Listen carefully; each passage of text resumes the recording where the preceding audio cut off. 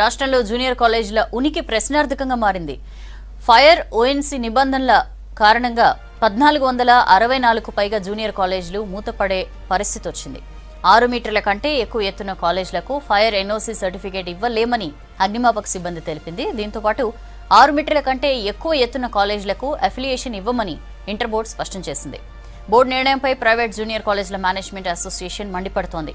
Corporate కాలేజీలను ప్రోత్సహించి మిగతా కాలేజీలు మూతపడేలా చేయాలని కుట్ర జరుగుతోందని ఆరోపిస్తున్న గౌరీ సతీష్తో విజయ్ ఫేస్ టు ఫేస్. రాష్ట్రంలో జూనియర్ కాలేజీల కొనసాగింపుపై సందిగ్ధత కొనసాగుతున్నది. ఫైర్ ఎన్ఓసి లేని కారణంగా 1464 కాలేజీలకు మూతపడే పరిస్థితి ఇప్పుడు నెలకొన్నది. ఫైర్ ఎన్ఓసి 6 మీటర్ల కంటే ఎక్కువ ఉంటే వాటికి ఫైర్ ఎన్ఓసి ఉండదని చెప్పి అగ్నిమాపక సిబ్బంది కోర్టుకు చెప్పింది. దీంతో రాష్ట్ర వ్యాప్తంగా ఉన్నటువంటి జూనియర్ కాలేజీలు అన్నీ కూడా అసలు నడుస్తాయా, అసలు కాలేజీలు నడిచేందుకు అవకాశం ఉన్నదా, దీనిపైన మనతోని మాట్లాడేందుకు private junior college management association అధ్యక్షులు గౌరీ సతీష్ ఉన్నారు. అసలు ఏం జరుగుతున్నది ఇంటర్ కాలేజీల వ్యవహారంలో? మనం చూసే మొన్న కూడా విద్యాశాఖ మీటింగ్ నిర్వహించింది దీనిపైన.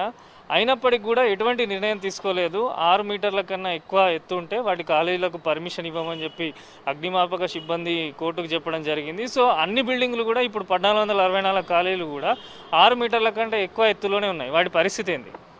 ఏదైతే ఇటీవల విద్యాశాఖ మంత్రి గారి ఆధ్వర్యంలో జరిగినటువంటి సమావేశం ఏదైతుందో దానికి ఫైర్ డీజీ గారు, ప్రిన్సిపల్ సెక్రటరీ గారు మరియు బోర్డు సెక్రటరీ గారు మరియు మిగతా ఉన్నతాధికారులు, ఇతర సంబంధిత శాఖ అధికారులు అందరూ కూడా హాజరు కావడం అనేది జరిగింది.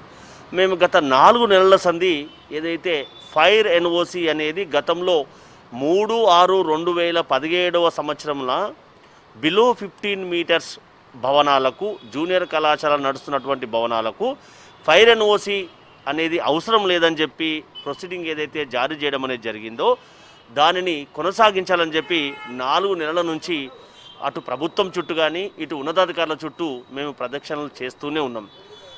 తుదకు ఇటీవల ఒక 15 రోజుల క్రితము ఒక మీటింగ్ నిర్వహించి అందులో విద్యాశాఖ మంత్రి ఆధ్వర్యంలో జరిగినటువంటి మీటింగ్లో వచ్చినటువంటి సారాంశం ఏంటంటే అటు ఫైర్ డిజాస్టర్ మేనేజ్మెంట్ వాళ్ళు చెప్పినటువంటి అంశం గతంలో 2017లో ఇచ్చినటువంటి మెమో ఏదైతే ప్రొసీడింగ్ ఏదైతే ఉందో దాన్ని మేము ఉపసంహరించుకుంటున్నామని చెప్పడం చాలా బాధాకరమైనటువంటి విషయం. ఎందుకోనంటే ఫైర్ యాక్ట్ 1999 ప్రకారం 13Cలో పొందుపరిచినటువంటి అంశం ప్రకారం మనం చూసినట్టయితే ఏదైతే సుప్రీంకోర్టు యొక్క జడ్జిమెంట్ ప్రకారము 13C/1999 ప్రకారము 15 మీటర్స్ బిలో ఉన్నటువంటి భవనాలకు ఎక్కడ కూడా ఫైర్ ఎన్ఓసి అవసరం లేదని చెప్పి అందులో స్పష్టంగా పొందుపరచమనేది జరిగింది.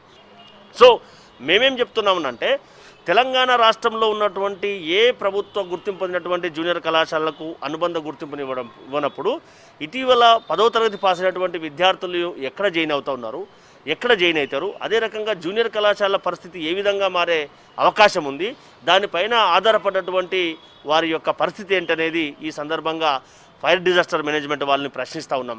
అదే కోర్టులో కూడా చాలా స్పష్టంగా ఎక్కడ కూడా ఈ బిలో 15 మీటర్స్ వాటి గురించి ఎక్కడ కూడా ప్రస్తావించలేదు. ఇటీవల ఏదైతే కార్పొరేట్ కళాశాలలకు వేసినటువంటి వ్యక్తి ఎవరైతే ఉన్నారో ఆ కోర్టు యొక్క ఆదేశాలను స్పష్టంగా స్టడీ చేయడం అనేది జరిగింది. ఎక్కడ కూడా అందులో బిలో 15 మీటర్స్ వాటి కోసము కోర్టు ఎక్కడ కూడా ప్రస్తావించలేదు. కాబట్టి ఎందుకో విద్యాశాఖ వారు కక్షగట్టి కార్పొరేట్ కళాశాలను స్ట్రెంథన్ చేయడానికి మాత్రమే పొట్టకూటి కోసం నిరుద్యోగ పట్టభద్రులు ఏర్పాటు చేసుకున్నటువంటి కళాశాలను దెబ్బతీయడానికే ఈ ప్రయత్నం చేసిండ్రేమో అని చెప్పి మా తెలంగాణ ప్రైవేట్ జూనియర్ కళాశాల యాజమాన్య సంఘం భావిస్తూ ఉన్నది. సో అంటే ఇప్పుడు ఎవరు దీన్ని చొరవ తీసుకోవాలి, అసలు కాలేజీల పరిస్థితి ఏంటి? ఏదైతే వేయడం జరిగిందో ఎబో 15 మీటర్స్ వాటి గురించి దంతం రాజేష్ అనే వ్యక్తి వేయడం జరిగింది హైకోర్టులో. ఏమని వేయడం జరిగిందంటే ఎబో 15 మీటర్స్ ఉన్నటువంటి కార్పొరేట్ కళాశాలలు అనాథరైజ్డ్గా గత 3 సంవత్సరాల నుంచి వీరు అనాథరైజ్గా అడ్మిషన్ చేస్తూ ఉన్నారు. బోర్డ్ ఆఫ్ ఇంటర్మీడియట్ యొక్క నిబంధనలకు వ్యతిరేకంగా, ప్రభుత్వ నిబంధనలకు వ్యతిరేకంగా కళాశాలలు నడుపుతూ ఉన్నారు. ఏ ఒక్క ప్రభుత్వ నిబంధన ఈ కళాశాలలు పాటిస్తలేవని చెప్పి కూడా అతను వేయడం జరిగింది. ఆ ఆధారంగానే వాటి యొక్క 58 కళాశాలలు కాకుండా 68 కళాశాలల యొక్క ఎబో 15 మీటర్స్ హైట్ ఉన్నటువంటి భవనాల యొక్క అనుబంధ గుర్తింపును రద్దు చేయడం అనేది జరిగింది. దాన్ని మేము తెలంగాణ ప్రైవేట్ జూనియర్ కళాశాల సంఘం తరపున దాన్ని పూర్తిగా స్వాగతిస్తూ ఉన్నాం. ఎందుకంటే కార్పొరేట్ కళాశాలలు ఏవైతే చేస్తున్న ఆగడాలు ఏవైతే ఉన్నాయో అవి ఇంత అంత కాదు. విద్యార్థుల యొక్క రక్తాన్ని పీల్చుక తింటూ తెలంగాణలో దోపిడీ చేస్తున్నటువంటి సంస్థలు ఏమైనా ఉన్నాయంటే అవి శ్రీ చైతన్య నారాయణ విద్యా సంస్థలు అనేది ఈ సమాజానికి అందరికీ తెలుసు, మన అందరికి కూడా తెలుసు. కాబట్టి ఇప్పటికైనా కోర్టు యొక్క ఆదేశాలను కూడా మేము స్పష్టంగా చదవడం అనేది జరిగింది.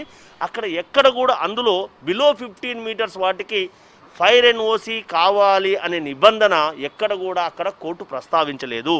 దయచేసి గౌరవ ముఖ్యమంత్రి గారు కేటీఆర్ సార్ గారు వారికి కూడా రిప్రజెంటేషన్ అనేది మేము ఇవ్వడం జరిగింది.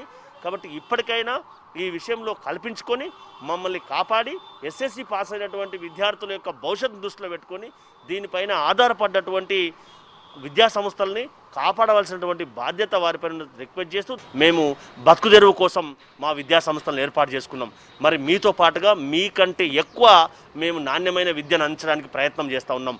కానీ మీరు చేసే జిమ్మిక్కులు, మీరు చేసే నాటకీయ పరిణామాలే నమ్మి విద్యార్థుల తల్లిదండ్రులు మీ వైపు వస్తున్నారు.